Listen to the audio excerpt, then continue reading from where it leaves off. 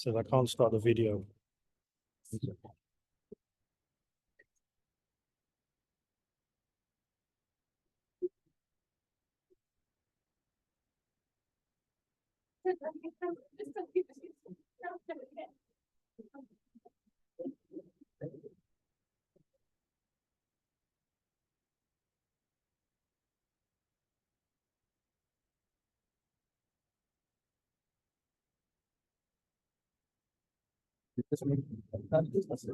Yeah.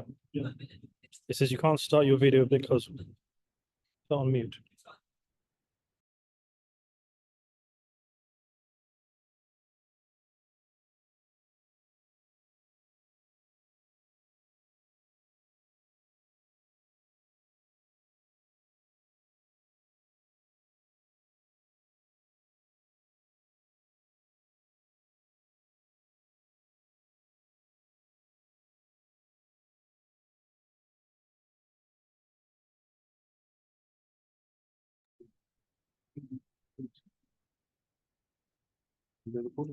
Yeah.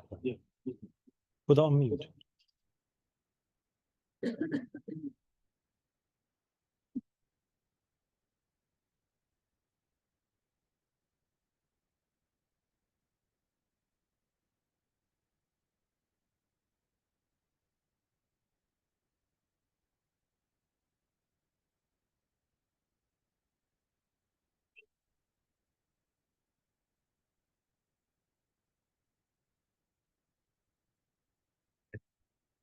بسم الله الرحمن الرحيم الحمد لله رب العالمين الصلاة والسلام على سيدنا محمد وعلى آله وسلم نوينا نتعلم التعليم وتذكر وتذكير ونفع الانتفاع والإفادة والاستفادة والحث على التمسك بكتاب رسوله صلى الله عليه وسلم ودعاء للهدى ودلالة على الخير ابتغاء وجه الله ومرضاته وقرب ثوابه سبحانه وتعالى سبحانك لا علم لنا إلا ما علمتنا إنك أنت العليم الحكيم ولا حول ولا قوة إلا بالله العظيم أما بعد الحمد لله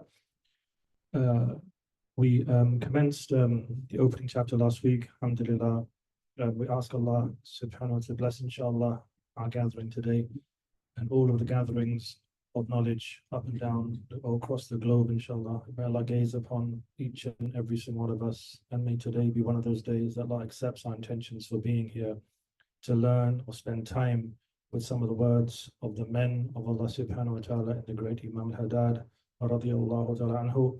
And inshallah we ask from him his immense fadl, this not being beyond Allah subhanahu wa ta'ala, that inshallah today is one of those days of qabul, of acceptance, being on the cusp of the end of Friday, that inshallah Allah infuses the meanings that we take from this blessed book, allow it to infuse our households, and inshallah overflow to our neighborhoods and our communities. And we ask from his immense fadl that by the intention of one of our dear brothers and sisters today, that may Allah accept everyone's intention by the barakah of their intentions, inshallah, and allow us to stand from this gathering forgiven all of our sins, knowing that as the Prophet sallallahu alaihi wasallam said, "Kullukum khatta'un wa khayrul khatta'in at-tawwabun," that no doubt that each and every single one of us we're replete with all levels of sin, but the best of those who sin are those who make tawbah. And a manifestation of tawbah, no doubt, inshallah, is that again we single out our time or dedicate time to place ourselves in spaces that are spaces of the gaze of Allah subhanahu wa ta'ala, and a space that inshallah is a recipient of the gaze of Allah subhanahu wa ta'ala, will face no worry or concern after that day. So may this be one of those days, inshallah, not just today, but one of many of the days, inshallah, that, you know, for time, months, if not years before, people have been coming week in, week out and giving of their time solely again for this closeness, veer again those blessed words. And there's, subhanAllah, it's rare that we're going to find words more blessed than the words of Imam al-Haddad. And we had mentioned that this particular book, that he authored it towards the end of his life, or close to the end of his life, in optimism of wanting to write it at the year of the passing of the Prophet sallallahu alaihi wasallam at the age of 23, at the age of 63, sorry. So last week we looked at a couple of things. We looked at the stature and the khalq of Sayyidina Adam alayhi salam, before going on to then looking at a number of things. So in relation to the first chapter, we spoke about how life, Imam al-Haddad speaks about how life begins with Adam alayhi salam, and that the fashioning of Adam and the fashioning or the crafting of all the souls meant that our existence existed at that time, the time of Adam alayhi salam, and Allah placed all the souls from the first to the last in the loins of Adam alayhi salam. And then we took that noble ahad, that contract, and that our existence was a type of existence, in that when we affirm the contract of Allah questioning us about his rububiyyah, alastu bi rabbikum, that the response came in a form of the soul that was without what? Without body, without ears, without eyes to hear and the like. So how did the soul engage Allah subhanahu wa ta'ala knows better? Why? Because we mentioned about the soul being this great mystery, as is attested to in the book of Allah subhanahu wa ta'ala. And then we spoke about how from the most perfect of the souls that were crafted, the first to respond to this call from Allah subhanahu wa ta'ala is the soul of al-Mustafa sallallahu alayhi wa alihi wa sallam. And that the Prophet's movements through generations likewise meant that again we have been moving from generation to generation. And we said last week that it's an odd point, if you like, or think about it, that future generations literally exist within our beings right now before they're going to be transferred via the medium of marriage through the loins, through generation upon generation. And that we concluded by speaking about how there's a fadl or grace specifically for being from the ummah of the Prophet sallallahu alaihi wasallam, and the profound tradition of Sayyidina Musa alayhi salam, where he's lauding all of these traits which are unique or specific or dedicated for the Ummah of al-Mustafa sallallahu alayhi wa alihi wasallam. And that his conclusion is that, oh Allah, make me from amongst the Ummah of al-Mustafa sallallahu alayhi wa sallam, is the last expounded hadith that Imam Tirmidhi brings at the conclusion of the first chapter. And then he moves on to the second life, which speaks about the dunya, or the lower world. We'd mentioned this maybe in prior lessons, that the titles that are applied in the book, or the chapterization titles that are applied, this is from Dr. Mustafa Badawi. Imam al-Haddad didn't necessarily put titles ascribed to each particular chapter, save that no doubt he's speaking about the second life, the life of the dunya, in that the first life, that first existence, is pure, unadulterated soul, the form of the soul. And so on transitioning from that first life of the soul into the life of this dunya, there are at least one or at least two aspects that we still have a relationship with that first life of the soul, how the soul can traverse way, even to the upper echelons of heaven. That there's a hadith, although it's mawquf being it's attributed to the great companion Sayyidina Abdullah ibn Amr ibn al-As radiallahu ta'ala, who said that in al-arwah ta'ariju fi manamiha ila as-sama, that certain souls are allowed to roam and ascend to the seven heavens whilst we are asleep. So the soul form, the prior life we spoke about, unadulterated soul, before it's encapsulated in the form of the body, the relationship that we can still have to this day is that based on this particular tradition, that in al-arwah ta'ariju ila as-sama fi manamiha. Sayyidina Abdullah ibn Amr ibn al-As said that souls are allowed to in the sleep form ascend. And ascend where? Ascend to the seven heavens. فَتُؤْمَرُ بِالسَّجُودِ إِنْدَ الْعَرْشِ. And so he goes on to say that once they reach the upper echelons of heaven, at the base of the throne, they're commanded to prostrate. فَإِذَا بَاتَ طَاهِرًا. So if someone has fallen asleep in a state of ablution or wudu, يَسْجُدُ قَرِيبًا مِنَ الْعَرْشِ. That they're allowed and permitted by God to prostrate close or in proximity to the throne. فَإِذَا بَاتَ وَلَيْسَ بِطَاهِرٍ سَجَدَ بَعِيدٍ عَنِ الْعَرْشِ. So if someone goes to sleep not in a state of wudu,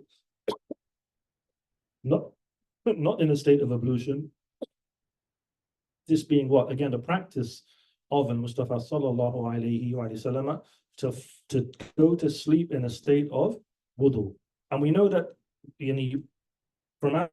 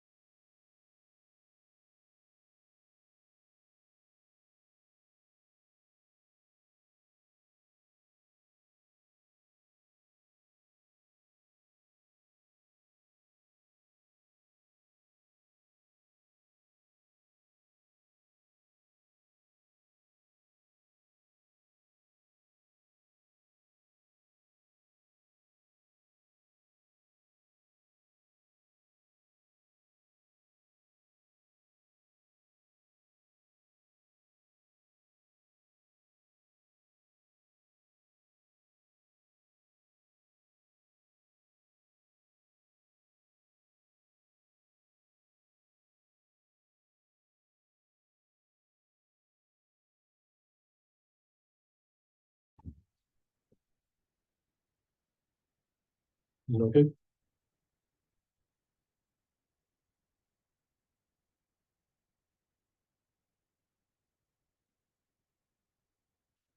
So the second life begins where? So we're speaking about the second life, or we're going to speak about the beginning part of the second life, when one is delivered from one's mother's womb and concludes when one departs from the world in death. This, which is the middle of the lives, is also their purpose. In that what? It is the period where man is held accountable for responding to divine injunctions and prohibitions, the consequences of which will be reward or punishment. Endless happiness in proximity to God, the Most High Majestic, or billah, perpetual torment and remoteness from Allah. Great individual differences exist between people as regards to the length and brevity of this period, as also in other respects. And he speaks about the nature of what? The womb. And so he's saying here that what? That there's no obviously responsibility in the soul world. There's no responsibility in the barzakh. There's no responsibility Yawm al-Qiyamah, and obviously either heaven or hell. But this world, it's all about what responsibility, which is known as what? Dar al-taklif. That they term this existence that we have, and it's the one that we're fully aware of. Dar al-taklif. What's taklif? Taklif, yukallifukum, literally means what? Now you're entrusted by being responsible for sacred law in and of itself. Okay? Say that human beings are unique from many aspects, but from the aspect of what? Us and the Jan have what? Volition. وَهَدَيْنَهُ النَّجْدَيْنِ. Right? We have shown them the two paths, either path of guidance and the path of misguidance. So we have this thing which discerns us from the angelic realm, in that we are people who are mukallaf, that we are held responsible for our actions, or as Allah says on, قُلِ الْحَقِّ مِنْ رَبِّكُمْ. No doubt, say that the truth is from Allah subhanahu wa ta'ala, from your Lord. فَمَنْ شَاءَ فَلْيُؤْمِنْ فَمَنْ شَاءَ فَلْيَكْفُرْ. Then whoever wills can either believe or disbelieve. So that's the difference, a discerning fact between us and what? Other realms, that we have this fitrah, and the fitrah has volition. Okay, say that again, our theological belief, and he brings a number of hadith again, which attest to this, is that nothing obviously, in relation to how we understand Allah to be, nothing can operate outside of what? The divine will. Okay, so he brings a number of traditions here. From amongst them, he brings the tradition, فَقَالَ مَا مِنْكُم مِّنْ أَحَدٍ إِلَّا وَقَدْ كُتِبَ مَقْعَدُهُ مِنَ النَّارِ وَمَقْعَدُهُ مِنَ الْجَنَّةِ. That there is not any single one of you, every single person in this room, every single person from the first and the last, إِلَّا وَقَدْ كُتِبَ مَقْعَدُهُ مِنَ النَّارِ وَمَقْعَدُهُ مِنَ الْجَنَّةِ. Save that his place has been recorded in heaven or in hell. And so the companions asked the question, the companions said, Ya Rasulullah, أَفَلَا نَتَّكِلُ عَلَى كِتَابِنَا. Meaning, if positions are what? Recorded, decreed, predetermined in heaven or hell, فَلَا نَتَّكِلُ عَلَى كِتَابِنَا وَنَدَعُ الْعَمَلِ. Then shouldn't we just, let this, the theater of this life play out? Just let it play out. Then what's the necessity to what? Work. What's the necessity to, we're speaking here about working for good. Should we not just depend on what the book? And he says what? قَالَ اِعْمَلُوا. No doubt, no doubt, no doubt. Make sure you work towards goodness. فَكُلُّ مَيَسِّرٌ لِمَا خُلِقَ لَهُ. Right? That we have to, just because things are decreed, why does these understandings, why they're so important? It's about how we understand Allah subhanahu wa ta'ala. Can you believe in a God that doesn't decree? Can you believe in a God that does not predetermine? If anything or being claims to be a God that cannot determine, cannot predetermine, cannot decree, that's not God. So there's no operating outside of the will of Allah subhanahu wa ta'ala. By me saying we have volition, no doubt we have volition, but it's not beyond outside of the decree of Allah subhanahu wa ta'ala. So even the companions asking what? Meaning, let's let the theater play out. Right? La i'malu, amar, imperative. No, don't be fooled and make sure you work hard. فَكُلُّ مَيَسِّرٌ لِمَا خُلِقَ لَهُ. Every single person's, the inclinations will unfold. Okay, meaning what? People, no doubt, they're going to be tested. Our trials and tribulations lie in what? Or they can lie in what? There's good that's placed before you. The trial here or the test for you is what? Do I act upon that good? Do I make efforts to do that good, or do I not do it? Evil is placed before you. Do I allow the lower soul to overcome me, to perpetrate sin, or do I fight it to what? Not perpetrate sin. Any single opportunity that you have to do good, you are a fool. We are stupid. Like this is, the hadith, this is again one of those hadiths which are like, should be etched in gold. Halaka al-musawwafun. Halaka al-musawwafun. Halaka al-musawwafun. What does it mean? Halak in the Arabic language, it's a heavy word. What does halaka mean? To be ruined or destroyed. Who are those who are ruined or destroyed? On the tongue of Al-Mustafa sallallahu alayhi wasallam. Halak al-musawwafun. The ones who say sofa. What does sofa mean? Oh, I'm going to. Here is the Prophet saying that they are saying something sinful. And could we say, for example, that someone who intends to do something, inshallah, will do it? But look at the words that he's using. The one who says, I will do it, procrastinate. Those people are what? Perish, doomed. Any opportunity. Why? Because again, it's us speaking about lives and how swift this life is. No one knows when they're going to die. No one knows when they're going to see, if they're going to see tomorrow. No one knows when or if they're going to an opportunity. Look at people who are unwell. Khud min sahatik li maradik. This is why, again, these are like, golden advices. Take from times when you're unwell for times when you are not. So take from times when you are well from your health for times when you're sick. Because when you're sick, you can't do. And we know that what's the great leveler? The great level is what? Maut, death. But look at the first hadith. Halak al-musawwafun. Oh, I'm going to do this. I'll help these brothers out. I'll help that sister. I'll go and see my neighbor here. I'll go and visit those people in the hospital. I'll call my father, tomorrow, next week after. I'll see him, see my mother next week. No, then that time has come. It's too late. And all that time you could have been recorded against it. Again, that's the trial, that's the test. Good opportunities to do good are placed literally before our very eyes. But we what? Halak al-musawwafun. Those that say sofa, they're going to do it. It's not going to happen. It's not going to happen. Which is why, again, you have a contrasting hadith. Badiru bi'amal as-salihah. Hasten to do good deeds. Ordinarily, al-ajam min ash-shaytan. Hastening to do something is what? From the devil, is it not? Not here. Badiru bi'amal as-salihah. Hasten to do good deeds. Any opportunity. Why? Allah says in the Quran, Hatta idha ja'a ahadum al-maut. Hatta idha ja'a ahaduhum al-maut. Hatta idha ja'a ahaduhum al-maut. When death comes to you, what are you going to say? Your Lord tells you exactly what you're going to say. These are the words of Allah subhanahu wa ta'ala. Rabbi rji'uni la'alli a'malu salihan fima tarakt. So when death comes to you, what are you going to say to God? Oh Allah, turn me back.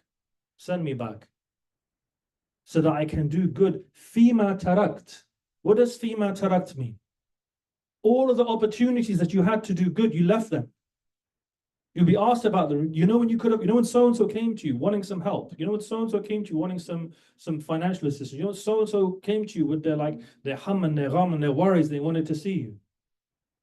Because here, that's why the response isn't just, Rabbi rji'uni la'alli a'malu salih. Oh Allah, send me back so I could have done some good. No, لَعَلِّي أَعْمَلُ صَالِحًا فِيمَا تَرَكْتُ. In the things that all of those opportunities that you gave me in this life, but I didn't do them. بَلِ الْإِنسَانَ لَنَفْسِهِ بَصِيرًا. We all know ourselves. وَلَوْ أَلْقَى مَعَذِيرًا.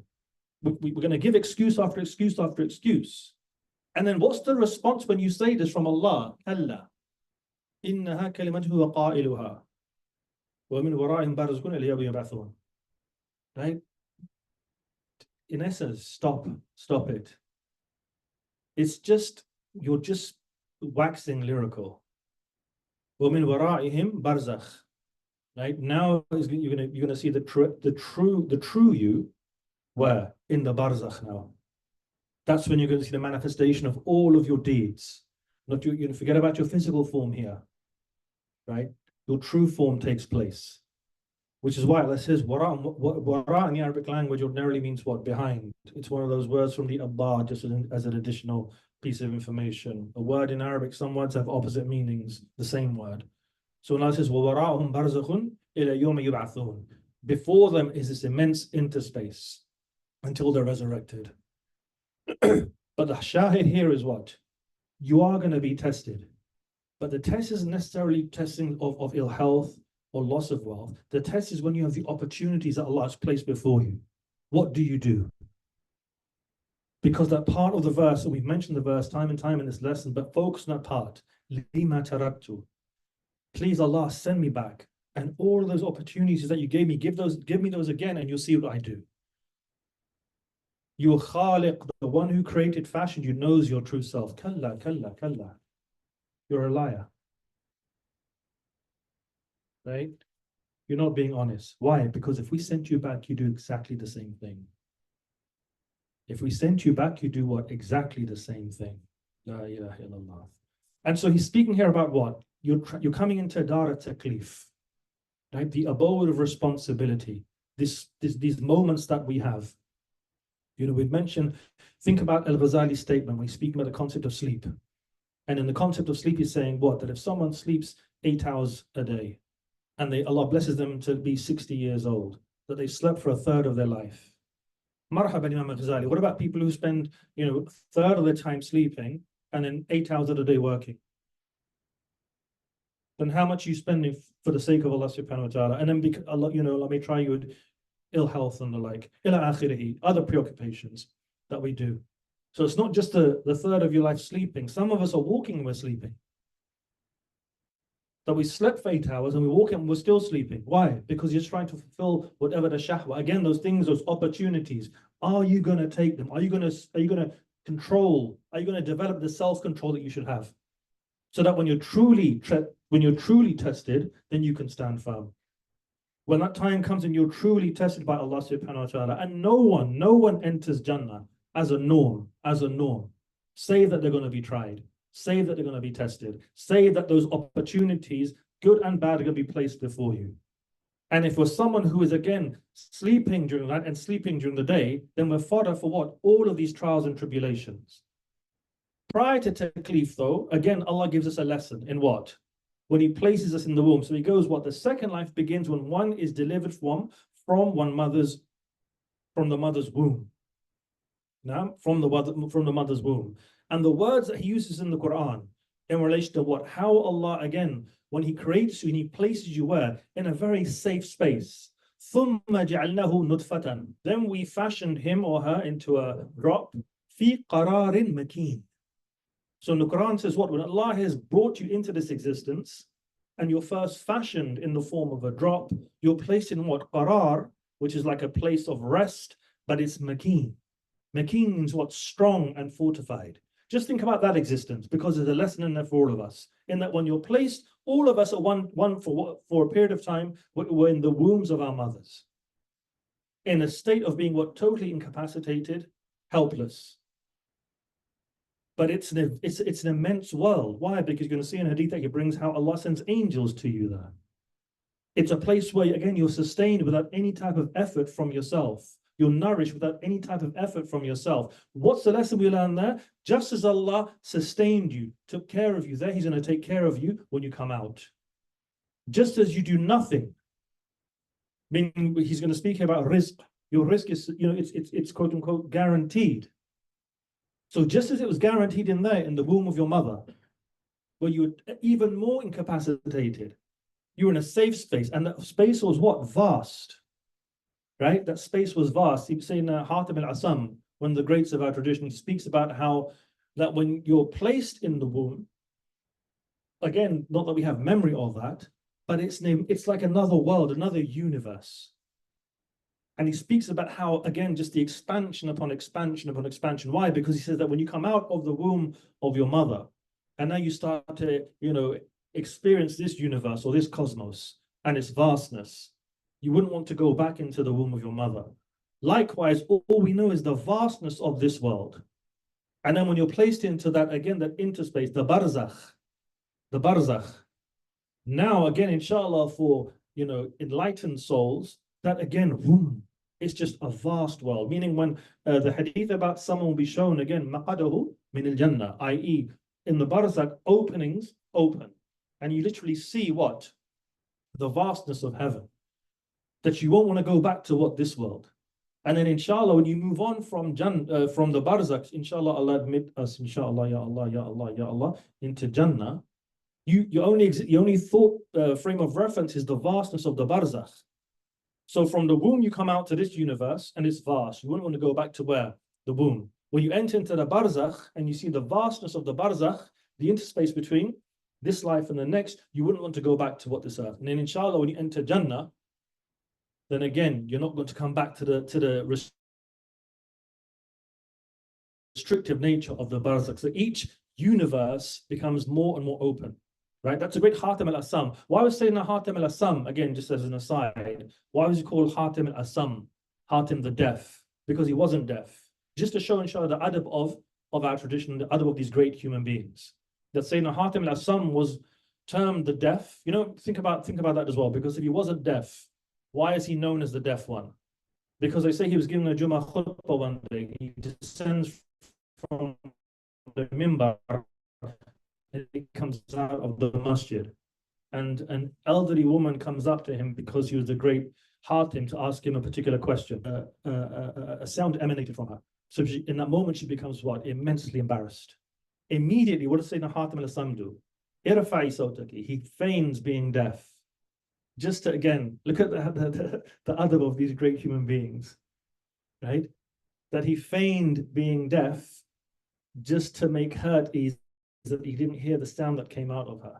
And so she was, mashallah, tabarakallah, she was, in her mind, saved from that embarrassing situation. And so she raises her voice to ask the question, and then he responds. Some say that he feigned deafness for a period of time, just so it wouldn't even get back to that woman. Yeah, adab. We have this again in our tradition, right? There's a man, they say that, and again, this is archetypal, which means what? We hear from not just one, many of the Salihin. But one of the Salihin, he marries a woman, and there's an immense amount of love between them. And she becomes ill to the extent that her countenance is somewhat disfigured. And so she feels now, well, her husband still what? Love her, because her physical beauty has started to what? Become disfigured. So lo and behold, he has an accident, the husband. And in the accident, what happens? He goes blind. And I think there's two wonderful things here. They mention that what? That the life is what? Now the wife is holding the hand of her husband to help him navigate. And the husband is what? He's faking his blindness because he didn't want to break the heart of his wife. And this went on for what? A number of years, until she passed away. And it became apparent that the husband was what? Feigning blindness just to what? Not break the heart of his wife. That's rujula. You speak about manhood, wrestling and archery and swimming and racing, and no doubt that's what fashions and forms one's character inwardly and outwardly. But likewise here, look, not wanting to break the heart of your wife. That's rujula. That's manhood. Many a man, enjoys breaking the heart of his wife without even thinking twice. Don't even pay it no mind. Think about the statement of the Prophet sallallahu alaihi wasallam. A person, I said this last week, something emanates from his tongue, la yulqi biha balan, and just pays it no mind, yahwi bihi, and because of what emanates from his tongue, it casts him 70 fathoms down into hellfire. How much more if he's thinking about what he's saying? How much more if he's consciously wanting to hurt someone? The books of law tell us about what the halal and haram. And for example, when you go to the Jumu'ah, when the khutbah has started, can you have a conversation? No, you can't. It's impermissible. What do the books of fiqh say? Fiqh, law. They said if someone comes and gives you salams and you fear that a person may be upset that you don't respond, you're permitted to what? Give him the salams. The only rationale for you to speak in that situation is to what? Not hurt the heart of someone. That's rujula. That's kamal. That's perfection. Hatim al-Asam, meaning who wants to be known as the deaf one? Like we spoke about this a couple of weeks ago. Like, for example, look at the hadith of Sayyidina Anas ibn Malik. For example, radiallahu ta'ala anhu, when you see the hadith and they mention the names and they give the taraddi, i.e. the sending the rida of Allah upon these individuals, what does the hadith of Sayyidina Anas ibn Malik always say? قال عن سيدنا Anas ibn Malik خادم رسول الله. Here his boast is what? To be khadim. Some of us don't like that term. Who wants to be khadim? Who wants to be a servant? Who wants to be subservient? Right? They're subservient to who? Those types of mafahim, those types of understandings. You know, this is a great Hatim al-Assam. Hatim al-Assam used to say to himself every single day, he goes, what the devil, meaning either a devil or his own devil, asks me 3 questions every single day. ماذا تأكل? What do you eat? وماذا تلبس? And what do you wear? وأين تسكن? And where do you live? And he goes, every single day, I say to myself, what? آكل الموت. Every single, why? Because what does Allah say in the Quran? What does akul al-maut mean? That I'm going to eat death. That's my meal. All of us, kullu nafsin, what does Allah say in the Quran about death? Kullu nafsin dha'iqatul maut. You're all going to taste it. Thumma alayna turja'un. And then unto us is your return. So every day he reminds himself of what? Inni akul al-maut. And then he says, what? Wa albis al-kafan. What do I wear? I'm going to wear what? My shrouds. Forget about your Gucci and your whatever money we spend when you're placed into that, your final dressing. What's your final dressing? You're not going to be wearing all the stupidity that you spent money on. You're just going to wear 3 simple white cloths. So, albis al-kafan wa askun. Where do I reside? Wa askun al-qabr. And I live in the grave. That's my home. I mentioned to you that some of the Salihin, they would have their graves where they wanted to be buried, dug up, and they would spend time lying in those graves. Has anyone, I'm sure, not to answer, but many of us have placed people in the grave. I've done it a number of times by immense, there's lessons in that. But even when I'm placing someone in their grave and I'm down there and positioning them, and you have to position the body in a very particular way, and you have to unravel the kafan, and you have to place earth under the right cheek with the sadr, with the chest facing the qibla, the legs in a certain position. So you're down there for what? A period of time. And when you're down there for a period of time, placing them in that particular position, what do you want to do? You can't wait to get out. Meaning this, okay, I've done this now. Like you look up and you see the walls and you just want to just jump out of there. So what lesson are you going to learn when you're placed in what? In your grave? I go down into a grave. First and foremost, we should be giving ourselves over to this particular practice of assisting communities to wash, shroud, and bury our deceased. But when you're there, trust me, you're going to learn it just as you learn the lessons were when you wash someone who's passed away. When you do the ghusl, trust me, there's things which, no one can tell you about it until you do it. And it's not as if you do it, certain things, when you do them, you start to, the effects wear off. Sometimes when you do things, you're affected by something at the first experience of doing something. And then if you do it repetitively, it starts to wane off. Not washing someone who's passed away. There's something very unique about that particular act of worship. When you're washing people, there's no greater reminder to your mortality. And so look at it, and again, this is what we're speaking about here, this ephemeral world. What's Hatim saying? He's reminding himself every single day, Inni akul al-maut. I'm going to experience, taste death. Anchored in the verse of Allah subhanahu wa ta'ala, kullu nafsin dha'iqatul maut wa albis al-kafan. Right? Look at your wardrobes at home, and the amount of clothes and trainers and whatever, and it just gets more and more. And subhanAllah, I was speaking to someone a while back about the ridiculous amounts that people spend on. I'm a cheapskate, I think, in comparison, and I think I look good, by the way. That the ridiculous amounts that people spend on. These are men. I don't know about women. Bags and it's Danny. La ilaha illa Muhammad Rasulullah. Marhaban. You're going to take that with you to your grave? What you're going to wear when you meet your Lord, when you go into the barzakh? Just 3 shrouds. So he reminds himself of this, and then askun al-qabr, that my true home in this ephemeral world is what is my grave. La ilaha illa Muhammad Rasulullah. So Imam al-Haddad, in the book, he goes on to say what? He now brings particular verses and hadith about the formation of human beings. And so he says, Inna ahadakum yujma' khalqahu fi batn ummihi arba'ina yawman. That you will all be gathered in the womb of your mother in the form of a nutfa, a drop for 40 days. ثُمَّ يَكُونُ عَلَقَةً مِثْلَ ذَلِكَ. And then for the same period of time, you're going to be fashioned into a clot. ثُمَّ يَكُونُ مُدْغَةً مِثْلَ ذَلِكَ. Then you will be formed or fashioned or transformed into a piece of flesh. And then what happens? Again, the vastness of this particular universe. ثُمَّ يُرْسِلُ اللَّهُ تَعَالَى إِلَيْهِ مَلَكٍ. At that point, Allah, again, from His divine decree, He will send an angel into the womb of the mother. فَيُنْفَخُ فِيهِ الرُّوحِ. And then you're what? You're animated by the soul being breathed into you. وَيُؤْمَرُ بِأَرْبَعِ كَلِمَاتٍ. And then the angel is commanded to what? Record 4 particular statements. رِزْقَهُ, someone's rizq, their provision. وَأَجَلَهُ, and someone's lifespan, their duration, which is why Muhammad spoke about at the beginning how this differs from human being to human being. وَعَمَلَهُ, and his or her deeds. وَشَقِيٌّ أَوْ سَعِيدٌ, and whether that person will be from the people of paradise or, God forbid, the people of hell. فَوَالَّذِي لَا إِلَهَ إِلَّا غَيْرُهُ. And then the Prophet sallallahu alayhi wa alihi wasallam, he takes an oath by Allah subhanahu wa ta'ala. إِنَّ أَحَدَكُمْ لَيَعْمَلُ عَمَلَ أَهْلِ الْجَنَّةِ.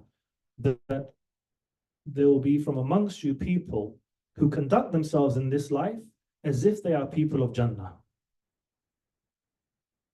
Right? So someone can have, it could be an extended period of life or a short duration of life, but during that duration, they will act as if what they are people who are people acting in a way, they conduct themselves in a way which, inshallah, you'd think outwardly what? They've secured for themselves Jannah. Now, the Prophet commences his statement by saying what? فَوَالَّذِي لَا إِلَهَ إِلَّا غَيْرُهُ. Like take an oath upon Allah subhanahu wa ta'ala that someone acts in this manner حَتَّى مَا يَكُونُ بَيْنَهُ وَبَيْنَهَا إِلَّا ذِرَاعٌ. That the person, he's acting in this way for such a period of time that between him and heaven is nothing save what, an arm's length, meaning it's close. There's nothing that separates this person between heaven in and of itself and themselves, except for an arm's length. فَيُسْبِقْ عَلَيْهِ الْكِتَابِ, i.e. someone's true reality comes to the fore. فَيُسْبِقُ عَلَيْهِ الْكِتَابِ, and then what's written now manifests, overtakes him. فَيَعْمَلُ بِعَمْلِ أَهْلِ النَّارِ, and then he or she will conduct themselves in a way that will secure for them what? The hellfire. فَيَدْخُلُ فِيهَا, and they will, God forbid, enter it. وَإِنَّ الرَّجُلَ لَيَعْمَلُ بِعَمَلِ أَهْلِ النَّارِ, and likewise a person, a man, will conduct himself, act in a way that if we see him or her, we're going to say what? Subhanallah, that's a person who's destined for hell. Right? They're going to work, conduct themselves with immorality, with all types of sin, until they are until we conclude that that type of person is a person destined, God forbid, for the hellfire. حتى ما يكون بينه وبينها إلا ذراع. Again, to the extent that with all that exists between hell and this person is an arm's length. That's it. فَيُسْبِقُ عَلَيْهِ الْكِتَابِ. But then what happens? Again, his true reality, his conclusion comes to the fore, i.e. what's written, decreed, manifests. فَيَعْمَلُ عَمَلَ أَهْلِ الْجَنَّةِ. And then he will make tawbah and then act in a way that what? He's from the people of paradise. فَيَدْخُلُ الْجَنَّةِ. And by virtue of that, he or she enters Jannah. Imam al-Haddad says here what? This authentic hadith contains enough to put great fear into the obedient and the righteous. That this hadith, what? It contains enough authentic tradition to put fear into the people who can, meaning what? Who consider themselves to be obedient and righteous. I never arrogate to yourself. Never think, mashallah, look, on a Friday night we're in lessons and the rest of the community are elsewhere. Never think, mashallah, I went to Umrah and, that's a sign that Allah must love me and there's no way I can do no wrong. Right? Never think more so what? When you look at people who are on sin, upon sin, never look down upon them. Because here he's saying what? It contains enough to place fear. Into who though? Into the people of obedience and the righteous, let alone the rebellious and the sinners. Right? Inna fi dhalika la'ibra. It should humble you. And we've said this before in class, and this is again hearing from our teachers, the one thing that the Salihin, the people who have, inshallah, a closeness to Allah subhanahu wa ta'ala, fear the most is what? Su'al khatima. They fear that, God forbid, they'll have a wretched ending. Keeps you humble. Right? Keeps you humble before Allah subhanahu wa ta'ala. Keeps your tongue from running amok when you see people who are sinning. Oh, that brother, he's known for X, Y, and Z. That sister dresses in a particular way. Why are you spending time with those people? The fact that you can even articulate those things shows that you're a stupid person. God forbid. Imagine this, because it's think about again the imagery that the Prophet is evoking. For his or her life, they're acting in a way that they are people of Jannah, i.e., they've secured themselves outwardly from what we can see. But again, kullun muyassir lima khuliqa lah. Everyone's true nature comes out. And then there's nothing between them and Jannah. Just reach out and you can grab it. No, now what your true heinous nature comes out, and now you act in a way where you secure for yourself what? Hell. What a wretched state to be in. We ask Allah for salama and afiyah. But al-muhim, he mentions here certain verses in relation to a rizq. Okay? And the first thing, or the first hadith we're going to mention, is a hadith that's mentioned where the Prophet sallallahu alayhi wa sallam said, "Law anna ibn Adam haraba min rizqihi kama yahrabu min al-maut la adrakahu rizqahu kama yudriku al-maut." That your sustenance, and this is a type of stress relief for us. It's something which is assured, i.e., your provision, your wealth. It's something which is what? Assured. And in the hadith here of Abu Nu'aym, he says that human beings, if they were to hypothetically, although this isn't our state, but it's showing how much of an assurity, a guarantee your wealth is, if you were to flee from your wealth, كَمَا يَحْرَبُ مِنَ الْمَوْتِ, in the same way that we flee or run away from death. We don't want to know about death. We don't want to think about death. And imagine we had this concept of when it comes to our wealth. I don't want to know about that. I'm going to run away from what? My wealth. لَأَدْرَكَهُ رِزْقَهُ. His provisions, wealth would come to him كَمَا يُدْرِكُهُ الْمَوْتِ, in the same manner that death's going to come to him. Is death a certainty? Why? حَتَّى أَتَانَ الْيَقِينَ. Allah says in the Quran, until yaqeen comes to you, i.e. death. So it's the most surest of sure things. So just as death is going to come to you, likewise, the wealth is going to come to you, save that what? Either you can endeavor to acquire it in a lawful way or an unlawful way. So imagine you're looking at your body. Imagine you're looking at your being. Either you're going to feed this thing with things which are dubious or unlawful, making it fodder for the fire, or you're going to make an endeavor to what? Feed, nurture this being, this body, with the halal and lawful, inshallah, making it fodder for Jannah. But your risk is coming to you either way. Our teachers mentioned a particular poem, a poetry about an individual who was a poet, and he was going through, quote unquote, tough times.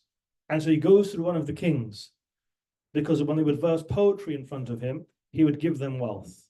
And so he approaches one of the kings of this locality, and he's about to verse poetry because he was going through tough times. The king sees him and he recognizes him. And he goes, "Aren't you so-and-so?" He goes, "Didn't you used to recite this poem? Innal rizq alladhi tatlubuhu fa'innahu kadhillik yamshi ma'ak." The wealth that you are trying to acquire, it's like what? The shadow that follows you when you can't escape your shadow. أنت لا تدركه مجتهدا وإذا وليت عنه تبعك. You can't catch your own shadow, and when you turn away and walk away, your sustenance follows you back.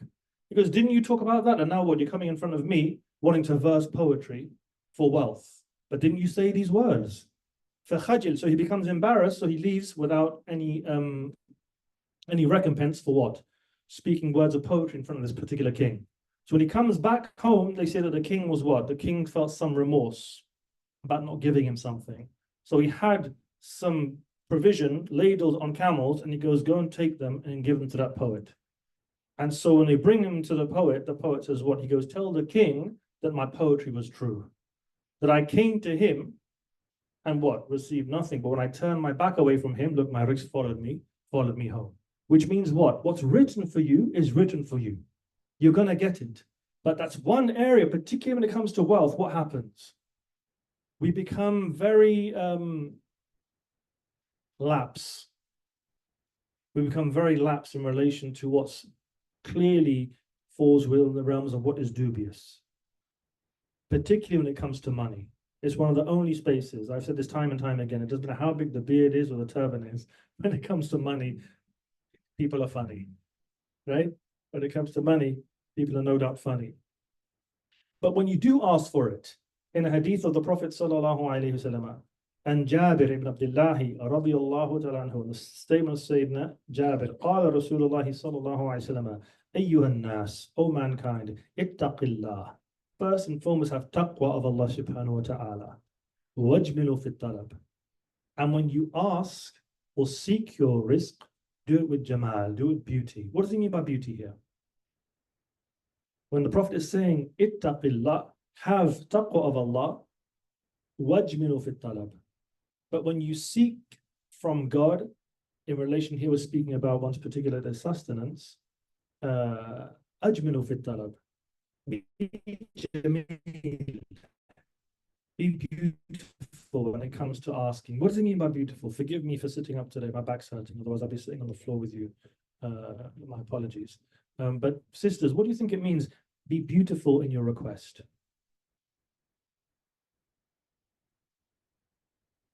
You were talking non-stop when I came here for about 15 minutes.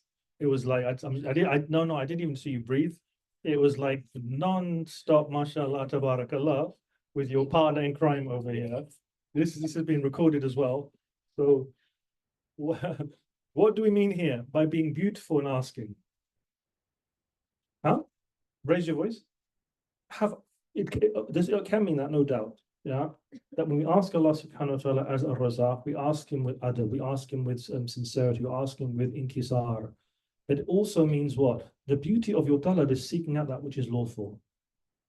That's beautiful. Why? At-tajir, al-Muslim, al-Saduq, ma'a shuhada, yawm al-qiyamah. That the trader who is upright and honest, the Muslim trader who is upright and honest, is with the martyrs on the Day of Judgment. Why does someone who's an honest trader get to be resurrected amongst martyrs? Because it's the area where it's very easy to not be upright. Why is the souq, historically, abghad al-bilad ila Allah? Why is the marketplace the most abhorrent of places to Allah subhanahu wa ta'ala? That's hadith. Abghad al-bilad ila Allah aswaquha. The most abhorrent, detested of places to Allah subhanahu wa ta'ala are shops, marketplaces. Why? Because the marketplace is, say, mahal al-ghish wal-ghafla. It's the place where people will lie to try and sell a good, and it's also the place of ghafla where people are focused on money and forgetting about Allah subhanahu wa ta'ala.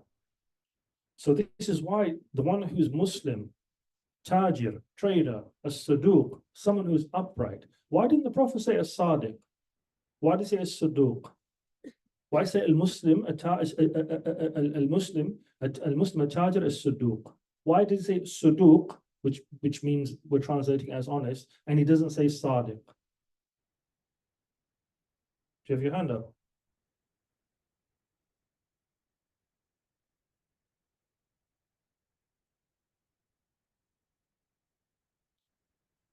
This is an Arabic question. Again? Allah yabarak feek. Fu'ul saduq is that they call it yani ism al-mubalagha. That means what? Like it's an emphatic noun.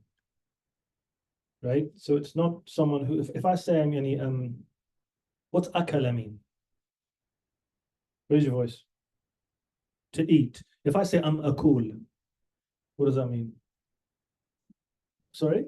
I'm akul. Not no, seriously. You said, you think you're cool? No, I don't think I'm cool. I think I dress well, but I don't think I'm cool. But what does akul? If I'm akul, what does it mean? Fi'ul on this wasn't. It means I eat a lot. Right? So here, look, the Prophet is saying not that you're sadiq, not that the tajir is sadiq. Why? Because you can be sadiq one day and kadhib the next.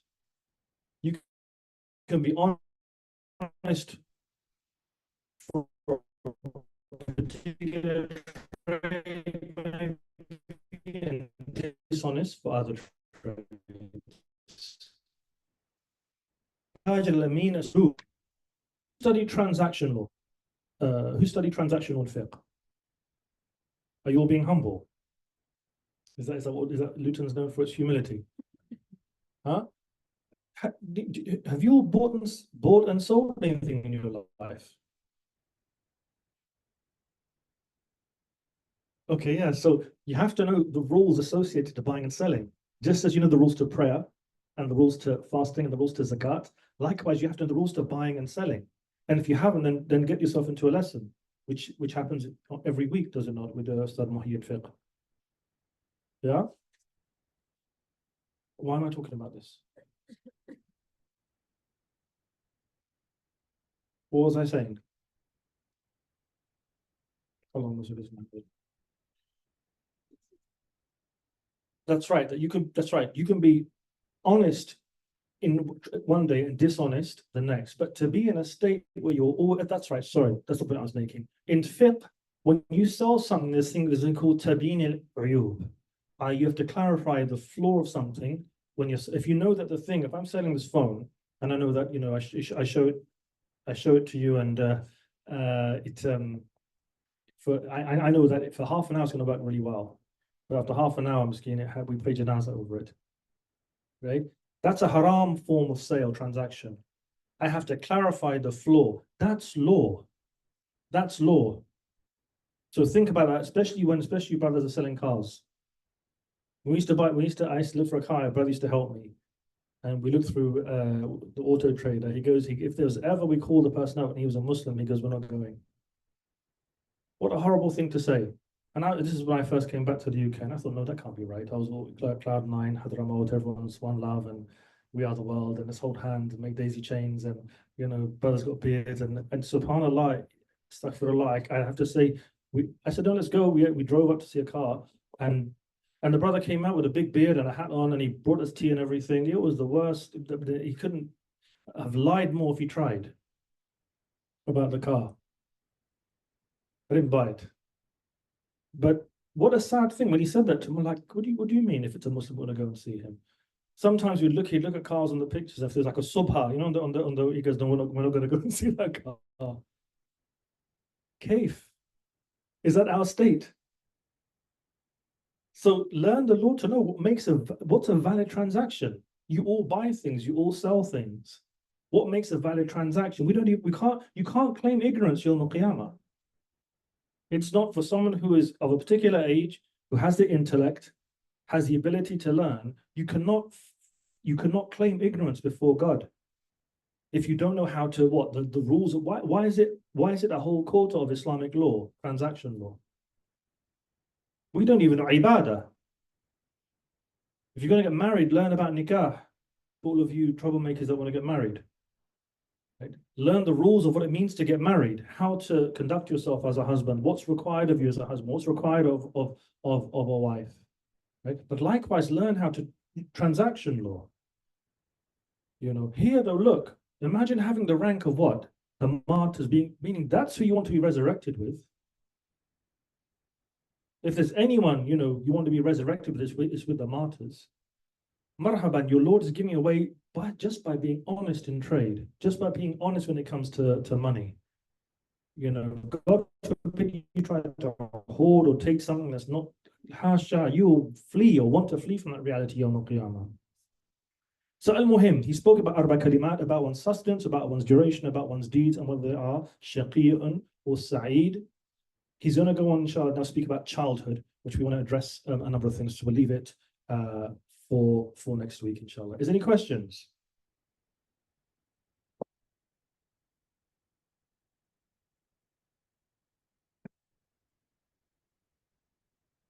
Okay, inshallah. Just going to respect for yeah. Bismillah. Bismillah.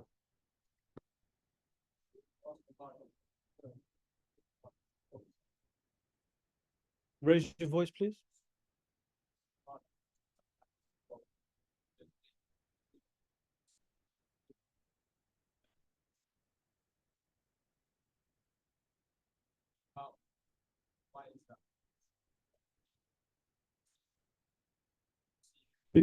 Because your truthfulness resides in Dar al-Taklif here. Your truthfulness benefits you not one iota in the next life. Meaning there's people who don't believe in God. And when the angel of death comes to them, they're going to believe in angels. Even though they believe in God, they believe in angels or nothing. When the angel of death comes to them, now they're going to believe in angels. Which is what Allah terms death in the Quran as what? Hatta atanal yaqeen. Until certainty comes to you. Certainty here is what? Maut. So after that now, you can try and make your excuses.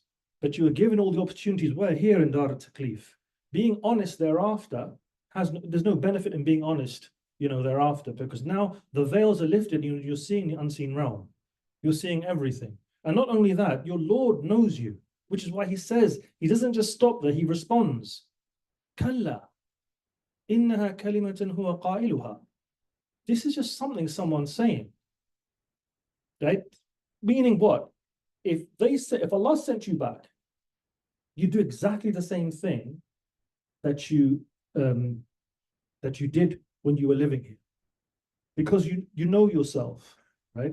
But optimistically, we know that we're going to die. We know we're people of La ilaha illallah Rasulullah, and we know that we still have every opportunity before our last breath to change our states, to ask for Allah's forgiveness, to do good.